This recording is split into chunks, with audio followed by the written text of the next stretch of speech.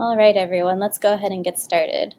So thank you all for joining. Welcome to our best-in-class data collection webinar on the XLink100 and 500 logging transmitter. My name is Shilpa. I'm part of the marketing team at OTT Hydromet.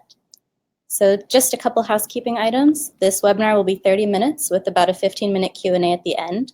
The Q&A is chat-based, so please enter in your questions throughout the entire time, and then we'll get to them at the end.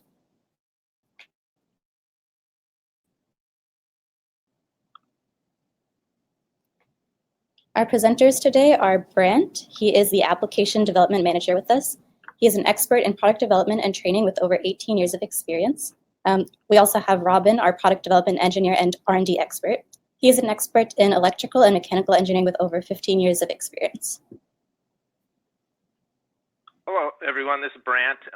First, I want to just cover the agenda that we're going to go over today. We're going to cover the topics such as system components. We're going to do an overview of the XLink, applications with the XLinks that the XLink serves. We're going to cover telemetry, remote communication, technical specs, including Python scripting, and then we'll have a Q&A at the end. To start off, we want to show the system components. These two pictures show very typical installations that are used throughout the industry and throughout the world today. The very first component typically that's very important to have is obviously a housing. This is typically a NEMA 4X type enclosure that it will house the data logger and protect it, since a lot of the data loggers obviously have bare wires and connecting into these data loggers, so we need to make sure they're protected from the environment. So both of these pictures show the two different NEMA enclosures. Inside there, like I said, there's a data logger. The data logger is going to connect up the different sensors and monitor them, take measurements and what have you, but collect all the information and then determine what happens to that. These two installations both have sensors. They both actually have water level sensors in particular. The one on the left shows a OTT RLS radar sensor down at the bottom, measuring down the distance down to the stream, the river below it. It also has a precip sensor on the far side on the top pole there. That is a radar precip sensor as it's measuring the rainfall. The station on the right-hand side has an OTT PLS system going down the side wall inside that tube to protect the cable of it, and it's measuring the pressure of the water level above the PLS sensor. Both these systems also have telemetry systems. The one on the left-hand side, the data logger inside of it, is actually the SUTRON, which has a built-in GOES transmitter. That data is being transmitted through the dome-shaped GEO-GOES and GPS antenna there on the left-hand side and transmitting up to the GOES satellite, while the one on the right-hand side actually has a cellular modem built into it and actually transmitting the data via cell data plan. We have a good cell coverage in this area, so you don't really see a cellular antenna since it is actually inside the enclosure because the cell service and the cell signal is so strong at this location. Both these systems are being powered by battery, DC battery voltage, and they both have solar panels connected up to these things to have a continuous operation of solar panel. All this data is actually being processed inside and actually being transmitted to the Hydromet cloud service that we have, which will actually display the data, graph the data, and actually set alarms and things as well that we'll talk a little bit later on about during this presentation. We're going to have a couple polls during this presentation. So this is our first poll. If you guys could go ahead and participate. This poll is, what is your biggest pain point that you currently encounter in your data collection process?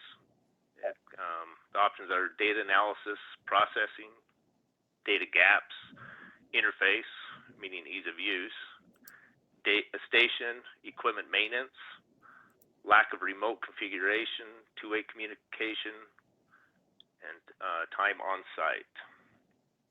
So I'll let you guys go ahead and put your answers in. So we see the numbers coming in there. Data analysis and processing is leading right now. Give it a few more seconds.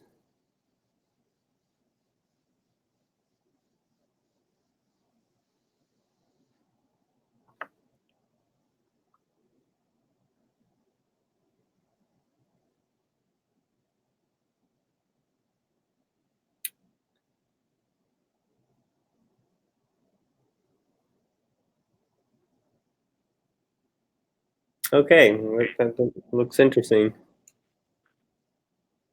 Yeah, so we'll go ahead and close this poll. It looks like the lack of remote configuration two-way communication was the leading pain point, closely followed by the interface, ease of use, and data analysis and processing as well. So we'll kind of cover these topics a little bit as we go through this, and so hopefully we can show you some great advantages with this new product that we have to help you out with these things. I want to start off by talking about the evolution of our data loggers. SUTRON, which is now OTT Hydromet, has a long, successful history of reliable data loggers, starting with the 8004 data logger, which was introduced in the 1980s, to the new XLink today. In fact, these data loggers have been so reliable. A lot of my travels through Argentina up through Canada, I still see a lot of these data loggers still in operation today. A lot of these are being pulled from the field only because of the telemetry options have changed so drastically, such as the going from GOES V1 to V2 requirement now through NESDES. The data loggers themselves have also evolved throughout the years, adding a lot of different technologies and different advances and capabilities to them to really not only to improve the current networks, but also expand the networks, adding additional capabilities and studies throughout the years as well. Our engineers have done a great job staying on top of this new technology and advances and adding capabilities, definitely as we see the advances throughout the data loggers. Yeah, so we've actually received feedback that some of our data loggers were slow back in the day, and we've taken that to heart, and our newer products boot up much faster and are much more responsive to the user. Absolutely. So this brings us, the evolution of the data loggers really brings us to the new technologies that we've been adding into our new XLink family. This screen right here shows the new XLink family that we've been introducing over the last couple of years, starting with the simple XLink 100, 500, and into the SATLink series. We've added a lot of new features with these things, such as plug-and-play modems, particular that you can easily add into the field and add telemetry to these systems. We've increased logging memory, not only to be able to collect a lot more data from a lot of different sensors, but even camera capabilities and what have you in the future as well. We've added Python scripting, which is a drastic improvement over the basic programming which we've had in the past. Now we use Python scripting, which really allows users to really enhance their networks for sure. And then definitely LinkCom. LinkCom itself has really improved the interface of working with the data loggers, making it much easier to do the programming, and even two-way communication today, which we'll let Robin talk a little bit about. Yeah, as going back to the previous slide, as Brant pointed out, we used to have BASIC in many of our products in the past, Expert and 8310 family. And we've shifted to Python for its ease of use and huge community support. We'll get a little more detail later on, though. So many of our products interface with LinkCom, which is what you see up here right now. And the design of LinkCom was to make it a GUI interface rather than the old command line interface that many people are familiar with. Under the hood, we still operate as a command line interface, though, but having this GUI implementation makes it so much easier and more familiar for people to interact with our program and our data loggers. It allows you to set up the station in minutes and see if you have errors very easily in this setup here. Also, LinkCom is an application that runs on many platforms, whether it be a computer or a tablet or a cell phone. And it also allows you to make setups that are not connected to any logger at the time. So you can do this in offline mode, make a setup and go to the station and load it up. It makes it very convenient for people in the office to make changes before they go out to the field and make sure that everything is set up right. We also have many connection methods in LinkCom. You can connect over Wi-Fi, USB, serial, TCP/IP, and some others. One of the great things about LinkCom is that it does store metadata from measurements as well as the station. So if you're in the field setting up a particular sensor that has a complicated wiring, or you want to remember what you did, you can just snap a picture of what you have and store it in the LinkCom setup for that measurement. You can also take an entire site picture and store it into the LinkCom. Unfortunately, the metadata is specific to your LinkCom, and it does not translate from person to person, at least not right now. In the back there, you see the dashboard screen, and what we tried to do is make it very simple for people to just go up to their station, see their list of sensors there, and have a quick snapshot of the past week of data so they can see if there are any issues there. In the front half there, we have the ability to select sensor templates that are already built in. These are very common sensors that our customers have used over the years, and what we've decided to do was program it directly into LinkCom, so you can just select a lift sensor or a bubbler or PLS, and the vast majority of the parameters are just automatically populated for you in the in the setup. You can of course go ahead and change the setup after you have selected the template that you want, but this makes it much quicker to set up a station. The big takeaway from this is that the LinkCom is very powerful and makes connection to the stations very simple across all the various platforms, and it's going to be familiar for people using it all on all the platforms. It does, of course, rescale to fit the size of the screen, but it's going to be a familiar interface and easy to use.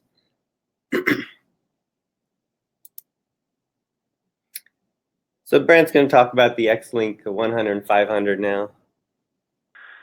Yeah, so as we get into the XLink and some of its capabilities and everything, I do want to point out that in the past we've always had the CDMA link and Iridium link and GPRS link and even the HSPA link. Those data loggers, we've actually enhanced and improved them to these XLink products. But I do want to let you know that these are all backward compatible, meaning that these new products can do everything that the old products could do. And the programming is very similar. In fact, it's still using the same LinkCom program that Robin just talked about, the older products and even the newer products. So you're not learning a new system or a new interface to do any of the programming. So it's very easy to use and transition over to these things. We do have two different models. One is an XLink100 and the other one is an XLink500. Now the XLink100 is kind of considered a basic data logger, but really as we get into more of the details and the capabilities of it, you'll see that it's more advanced than just a typical basic data logger for sure. In this slide right here, we're going to show a lot of the connections and capabilities with the XLink. Like I said, we call it an entry level, but as we go through this, you'll see that it does a lot more than just your basic sensors. We've added a removable power strip so you can easily power it up without having to fuss with the different wires inside your gauge house and possibly shorting things out. This also has a number of different options connect up different types of sensors. When we're talking about digital sensors, smart sensors, we have the RS-45, which allows you to do Modbus over it, even SDI-12 over it as well. We have digital IOs, which allow you to do tipping buckets, wind speed sensors. It has a high frequency counter in there. We also obviously have SDI-12 for sensors that connect up to it. And then we even have RS-232 having Modbus over RS-232, which allows you to do communication with your PLCs or even sensors that require Modbus communication these days. Some of the connecting parts that we have on this is we have a USB. We have the micro USB, which allows you to connect directly with a laptop computer if you wish to have a cable connection on it. But we also have a Wi-Fi connection. The button in the center there is actually a Wi-Fi hotspot. Once that is pressed, you can use any smart device a phone, an Android, iPhone, iPad, notepad, whatever, that speaks Wi-Fi, even laptops, to communicate with this and pull up the LinkCom software that Robin talked about earlier. So you can do it with the cable or without. We still have the RS-232. Obviously, you can connect up that way. However, you are somewhat limited on the baud rates with that, so it's probably not the most recommended method to communicate with the data logger, since the communication speed is so much faster over Wi-Fi and USB these days. The box is very sturdy. We actually have mounting feet on these things already built into the enclosure itself.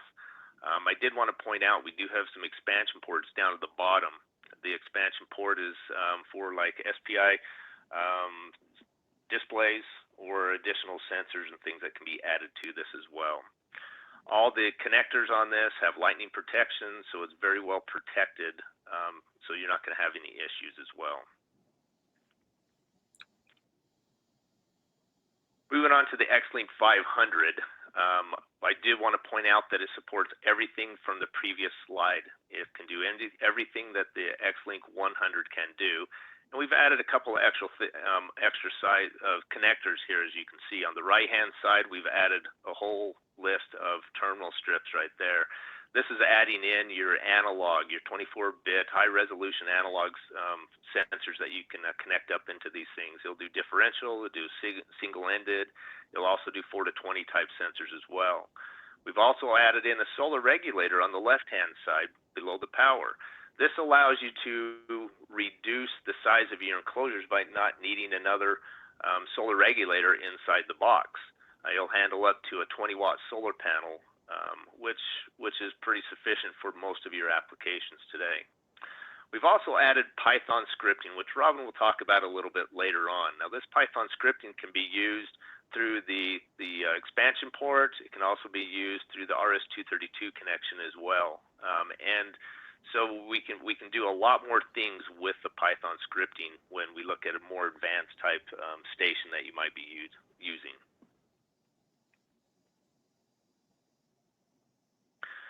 So just a quick little overview of these data loggers. They are so simple to set up that realistically it'll take you under 5 minutes to program these. In fact, a lot of times it's just a couple of minutes to program the entire station, just because of the library of sensors we have built in there and the ease of selecting how often you want to measure and how often you want to transmit. I did want to point out that with the simplicity of adding sensors to it, each one of these data loggers can actually monitor up to 32 data values. So you can add a lot of different sensors to these data loggers and transmit that information. These data loggers allow two-way communication with the expansion ports at the bottom. Adding the different cards into it allows two-way communication from the field, which is great, and that can be upgradable or added in the field even with these. We've already mentioned Python scripting, which we'll get into a little bit more too, and supports a wide variety of different sensors, which we'll just show you a couple of options here in the next screen here. Shows you a wide variety, which are very common sensors that are utilized today: water level, water quality, discharge, flow measurements. You can use ADCPs, precip sensors. So all your common sensors, and then to tell you the truth, even if you run into sensors that you guys are wanting to use that's not commonly found in the industry, just give us a call. It's amazing what we can do with not only the Python scripting, but RS-232 port. We can script out or parse out data and everything, so you can utilize a whole host of other sensors that we're not even talking about today. Just give us a call and we can definitely go through and test it and make sure that you can utilize that sensor if there's a certain sensor that you do want to use. You're not limited to the ones that we're talking about right now. As you guys think about the different type of applications or stations that you might actually have, you can probably see how these data loggers will fit into a lot of the different networks that you're utilizing today. Some of the different projects and networks include groundwater, water quality, simple rainfall stations, dam safety, met stations, and surface water networks. There's so many great examples of different networks that are utilizing these data loggers. One that actually comes to mind right now is There's a very popular river in the state of Tennessee where a lot of folks would come and visit and play in the water just below this large waterfall. Earlier this year, there was a large rain event that happened several miles upstream. This water basin collected a lot of this rainfall, obviously, and as it comes down into the main river, it became a wall of water that washed over the waterfall, and the people down at the waterfall, unknown, they did not know that this wall of water was coming since it happened several miles upstream. Ended up washing away a little 2-year-old boy that was washed downstream. Since then, the Water District in Tennessee has installed several surface water and precip stations upstream up in this water basin using the XLink100 and an Iridium modem. Now, this station is actually measuring and transmitting data at a 5-minute interval with certain thresholds set in it so that the public can be easily notified of a potential danger during storm events for sure. Another network that I'm just thinking of that's utilizing this type of data logger is a municipality. This municipality network is monitoring all the streams and rivers in the region of potential water quality issues in the water, which may affect the public enjoying the day at the water, affect their fish in the water, and even potential of affecting the groundwater aquifer of potential dangers entering into their drinking water. These data loggers are monitoring using water quality sensors primarily for this, and they have thresholds set in the data loggers, notifying them of certain parameters if they are reached. Then that data obviously is transmitting. I think they're measuring at a 30-minute interval, but when certain thresholds are met, the measurement rate speeds up, the telemetry speeds up as well, notifying them of the potential dangers that might be occurring. Brent, that waterfall story was interesting because there's another application that we did where we have ice dams that form in the winter, and come springtime, it floods. And we did an application where we had to alert the towns downstream. They had like 30 minutes to get out of the way, and there were automated sirens that would fire off based on that ice dam breaking. But I thought I'd point that out. Go ahead. Yeah, no, that's a great example too. I believe this brings us to our second poll here.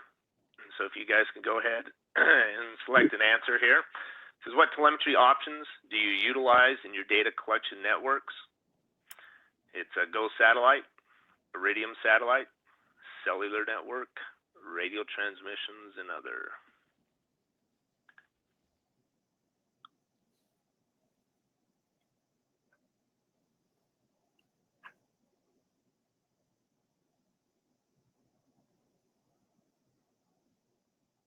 Boy, a lot of people use cellular.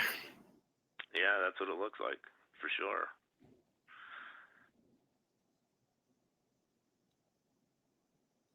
Yeah, I think we can go ahead and close it. I think most people have answered now. But it looks like cellular is by far the most selected choice for sure. Now, obviously, as we've discussed, both these XLink products, the XLink100 and 500, definitely is a great option for those type of networks. Other networks, obviously, we'll talk about these here in just a minute.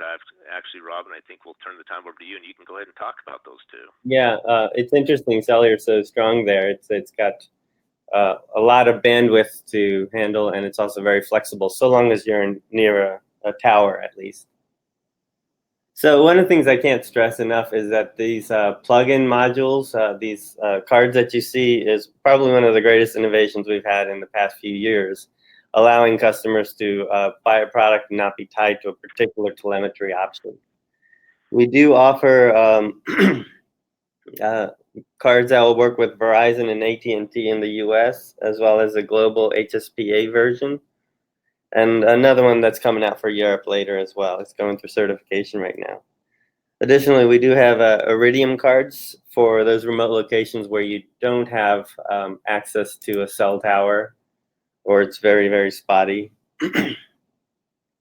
The cards allow you to do two-way communication with the station, making it so that if you're in the field and you forget to change something in the setup, whether it was, oh, I set this SDI up as an analog instead of SDI, you don't have to go out to the field and make the change. You can do it directly from your office or from your car with your cell phone.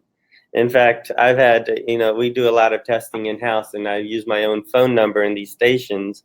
And one day I was on vacation, started getting all these messages from the station, so I just texted the station to remove my number from it. I didn't have to come into the office or tell anybody at the office to make any change. So it's very flexible and easy to communicate with your station. When you're doing SMS communication, you are using the command line interface, the same commands that you see in the setup file.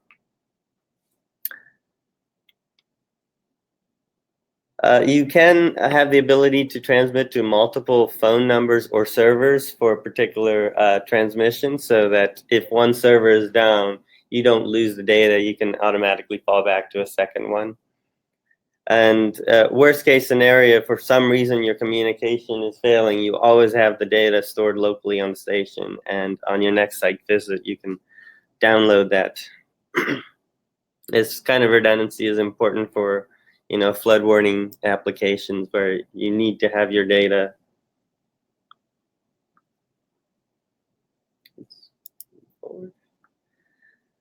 All right, so we'll get a little bit more in depth about Python here. Some background: Python is the most common programming languages among programmers. It is taught in almost every school, and there's a ton of community support. That's one of the reasons why we chose it. It also allows customers to solve their own problems rather than have to submit a feature request to us. And we all know how long that firmware release process is. Python enhances the capabilities of the data logger rather than replace its built-in measurement and telemetry applications. There are several places that Python hooks in measurement, in TX format, and a standalone task. So when you're doing a measurement setup, you're going to go through the normal process of setting up a measurement. And when you get to processing, you can tell it to go run this Python function, and the unit will call that up and send the data back to the normal measurement and continue on with logging and looking at alerts and alarms. This makes it very easy for people to write applications and not have to make the whole station do everything, like turn on the analog chip and all that stuff. You can connect with non-standard sensors over RS-232 or 45, and if we don't have the sensors built in, you can write your own script to handle the communications and get your sensor working on your own. We've actually had to do that a couple times. There was a customer in Washington State who was doing freshwater monitoring, and they needed to use Python to trigger their sampler based on a bunch of complex conditions. And Brent, were you familiar with this application?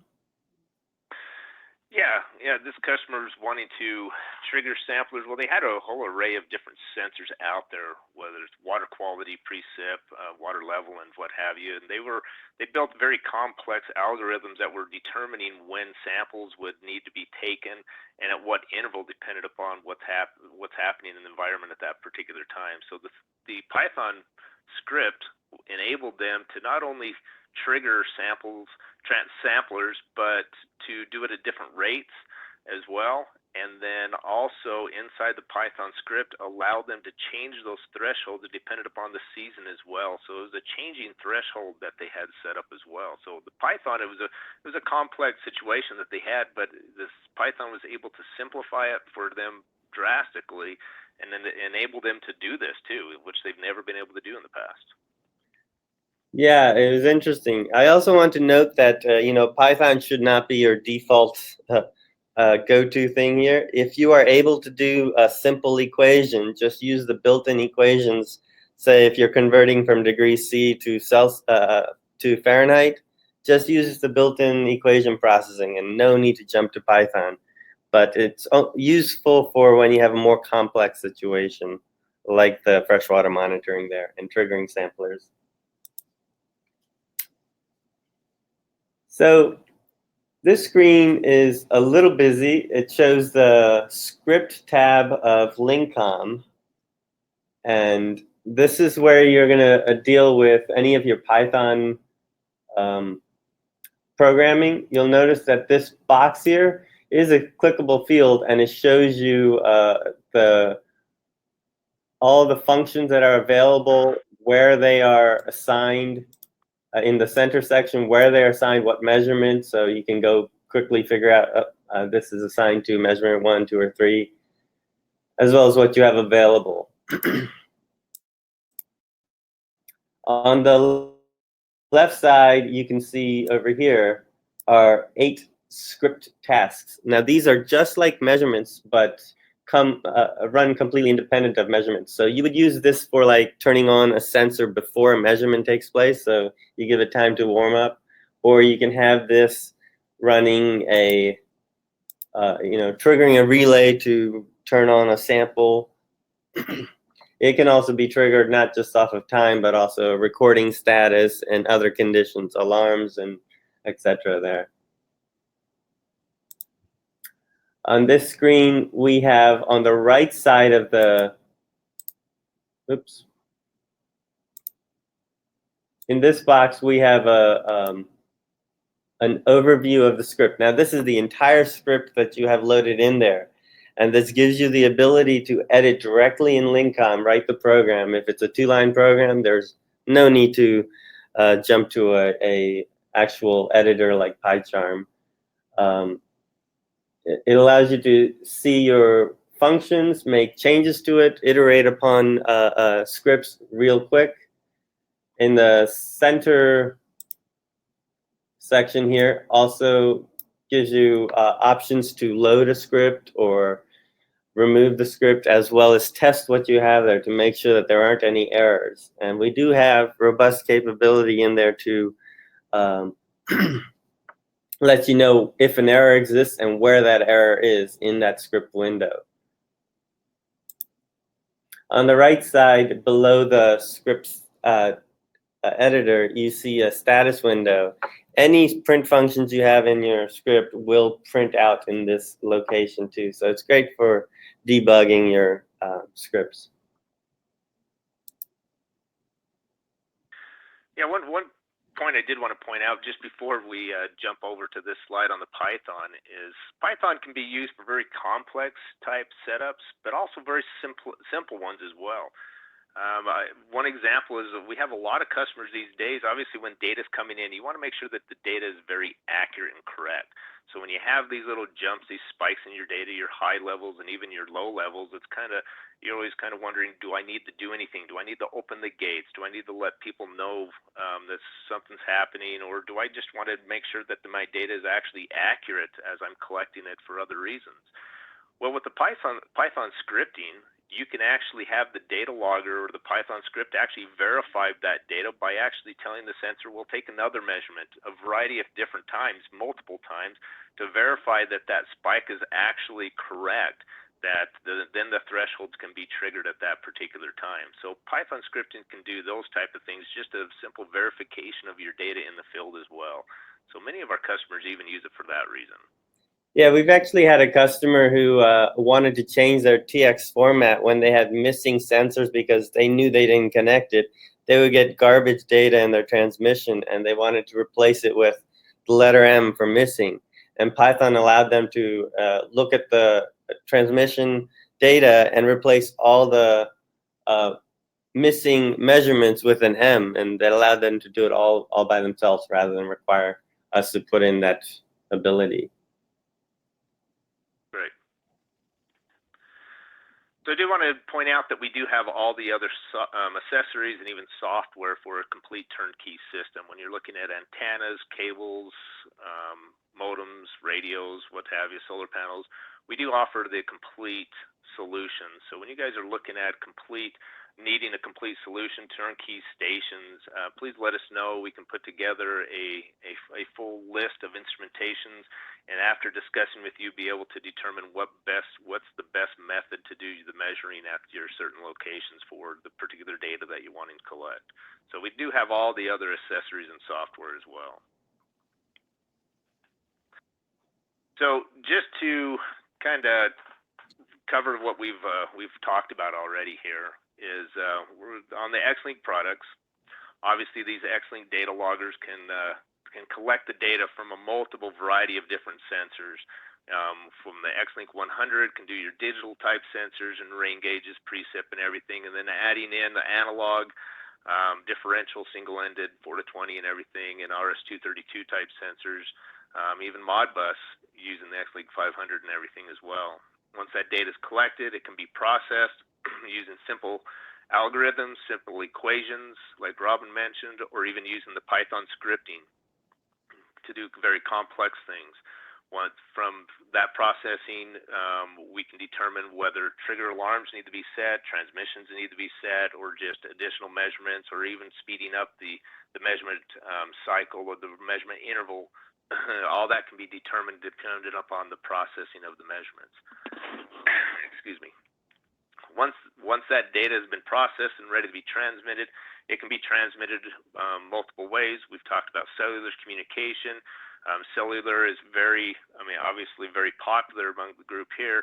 Very easy to use. It gives you that look and feel of being right on site when you're using the two-way communication, which we've mentioned. But then Iridium satellite. Iridium, you don't have to worry about the coverage. You can transmit the data anywhere, even without any towers around, and you can make sure that you're getting that data.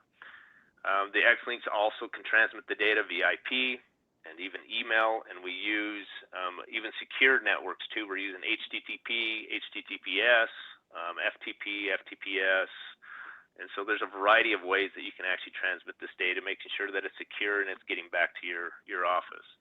Then there's multiple software solutions. We don't require you that you use our software solution. We actually enable these systems that you can transmit it anywhere. But we do have an autopull software, which is a very basic one that just goes out on a routine basis and grabs the data, puts it into a CSV file, to more complex data software solutions such as XConnect, which that resides on your server. It will do some data processing as well and collect the data from all the satellites, the cellular modems, and what have you. Hydromet Cloud itself is a hosted software solution, so not only can you view the data in your office, but anywhere you have internet access, even on your phones, if it has internet capabilities, you can actually view the Hydromet Cloud data, which all this data can be either private or public, depending upon how you want to have it set up. You can put passwords into it, so it's only private to your network and to your office to view the data. Now, all these software solutions, or the XConnect Hydromet Cloud in particular, can set alarm notifications and notify you of the different thresholds to sending out text messages, phone calls, emails, and everything too. So there's a variety of different software solutions. And then obviously the remote configuration, which is a huge thing these days, being able to communicate with your station, to verify the data, to make simple changes to it, to change your configuration, which could, in most cases, hopefully save you a trip out to the field that might take hours and hours to get some of these locations. So the cellular, you can pull up LinkCom. It looks like you're sitting right in front of the station itself. Iridium still allows you the two-way communication, but you're sending emails to the station. So you're having a communication, but you're sending commands to it. But still, you can make all the changes. I did want to point out on the cellular and Iridium, we're actually a value-added reseller for both, so we can offer the complete data plans if you'd like to as well. On the cellular, if you guys have a data plan already in your own organization, you can use your own. All right, thank you, Brent. It's time for our Q&A session. We have about 5 or so minutes, but we can run over a little bit if people can stay on the line. We've got in a few questions already, and the first is Ethernet connectivity being looked at? This is a fairly common question we've actually had before, and the answer is yes. We are in looking at implementing this. We haven't started developing it yet, though. All right, thank you, Robin.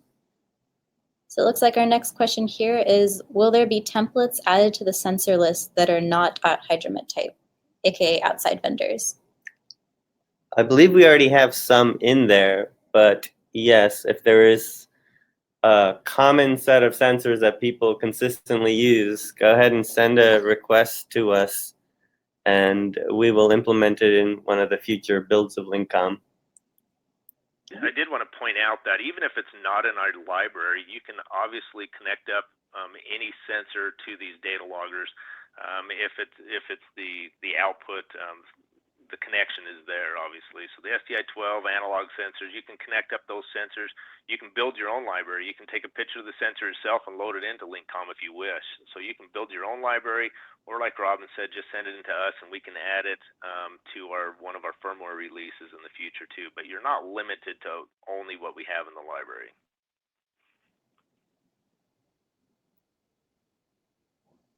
Yeah, to expand upon Brandt's point there, the sensor setups, vast majority of them are using the built-in settings we already have for measurement. So you are capable of just, creating it from ground up yourself rather than having a template to work off of. Awesome, thank you both. We have a question about Python. Is it Python or MicroPython like the SATLink 3? So it is a MicroPython, just like the SATLink 3. It is a subset of Python.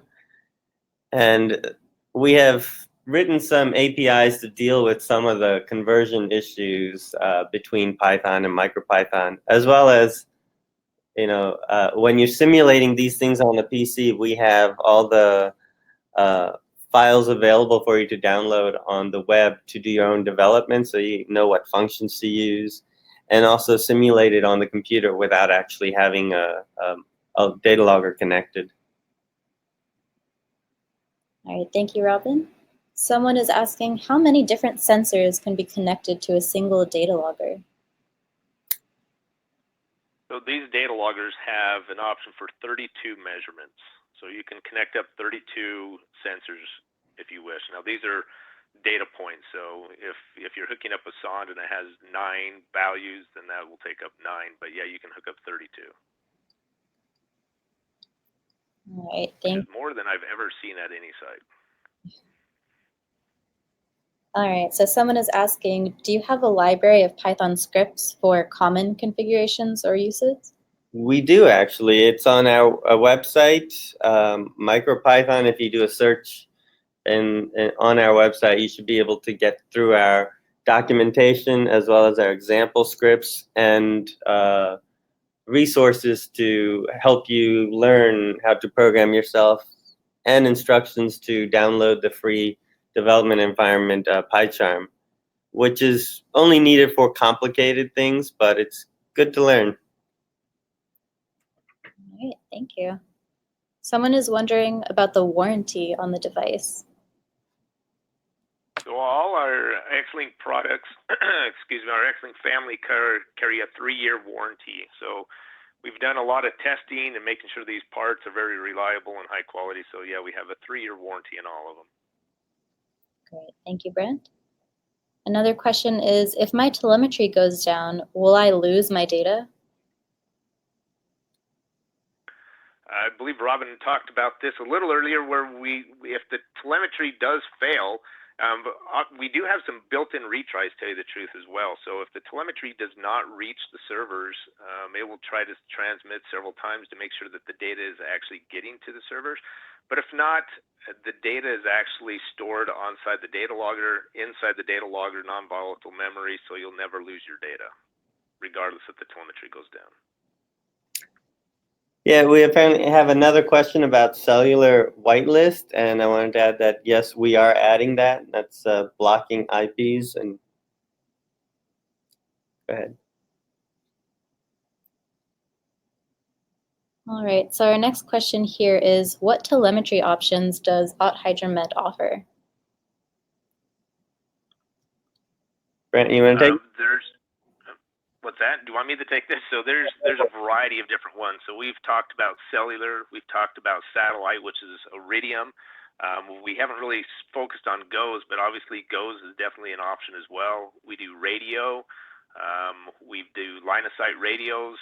In fact, when you look out throughout the world, there's many different satellite options. There's Inmarsat, there's Emarsat, there's INSAT. Sorry, there's a lot of different ones that are out there. So if you have a communication protocol that you're wanting to achieve, just give us a call. In most cases, we can make it work very easily through the RS-232 port or other connections that we have on these data loggers for sure. Gotcha. Thank you. We've got another question here. Can I use my phone with the XLink? Yes, you can. That's one of the platforms we support, both Android phones as well as Apple phones we support. And you'll be connecting to it using Wi-Fi. So when you're in range with Wi-Fi, you just connect to the local hotspot of the station, and it's as if you have a wired connection at that point. All right. Thank you, Robin. So the next question here is, what options are there to view the transmitted data? We got a couple of them. Go ahead, Robin. In LinkCom, you do have the ability to download data and graph it directly in LinkCom. If you have it in XConnect, I believe you can graph it there as well as view it in tabular form. And Hydromet Cloud also allows you to graph and view the data in tabular form. But we also have another application called Grapher that you can download from our website that allows you to graph most of our, it might be all of our log data formats that our loggers generate. All right, thank you. We've got a question specific to an OTT Hydromet product. This is the OTT PLS. The question is, I understand that the OTT PLS does not store data, so if the telemetry does fail, is it true that said data would be lost? Well, the OTT PLS in particular is connected up to a data logger, so the data logger is going to be hosted and stored on the data logger itself, and then transmitted. So no, the data is not going to be lost at all with that one, and so no, it's not going to be lost. Gotcha, thank you. Someone is wondering, can someone in OTT Hydromet help me design a solution based on my project? Absolutely, we have a internal ISD team, so which specializes in doing the installations and putting together systems. So if you guys have a need for us to go through a complete network with you guys, or even a complete station, yeah, give us a call. We go down and we sit with you guys and make sure we understand what you're trying to do in this project, and we'll make the best recommendations on the sensors, the telemetry, the data logger, and your full solution. So absolutely, we can help out with that. Great, and it looks like we have time for about one more question. So let's close out with this. How is the IP connection possible if there isn't an Ethernet port? Well, that works with a cellular connection. Your cellular connection has an IP address associated with the modem, and you can talk to it using that address. All right. And if I was just going to say, if you actually have us do the data plan for you, we make sure that we use static IP addresses, so you can actually contact the station at any time too. Sounds great. Thank you both so much for that Q&A session. And thank you everyone for attending our presentation today. We did record today's session, so we'll be sending out a recording afterwards once it's available. And that way you can watch it again or share with any colleagues.